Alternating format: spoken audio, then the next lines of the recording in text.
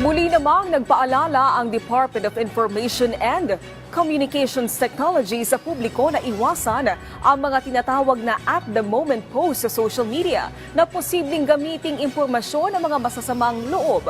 Ayon kay DICT Secretary Ivan John Uy, huwag magpo-post ng mga impormasyon na maaaring magbigay ng ideya na kayo'y wala sa inyong mga bahay. Partikular na pinaalalahanan ng kalihim ng ang mga nagla-livestream pa sa kanilang bakasyon kung saan makikita ang kanilang lokasyon.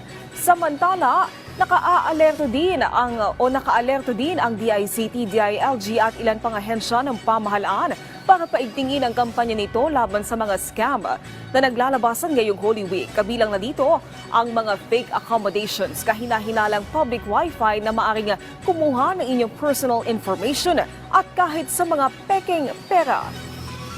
Kung magpo-post kayo, maganda po. Kung nakauwi na kayo at nakabalik kayo sa tahanan nyo, sa kanya lang i-post. Lalo na po mga kabataan, dahil ang mga bata po ngayon, ay mahilig po, nagla-livestream at pinapaalam sa buong mundo na walang tao sa bahay.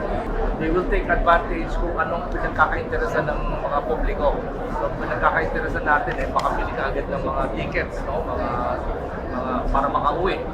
So, minsan po, nung yung concert doon sa Singapore, maraming na-scam po itong nakaraan dahil marami nagbenta ng mga ticket online.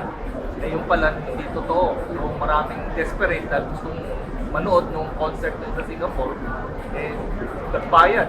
Tapos walang na-deliver. So medyo maging alerto na tayo dito.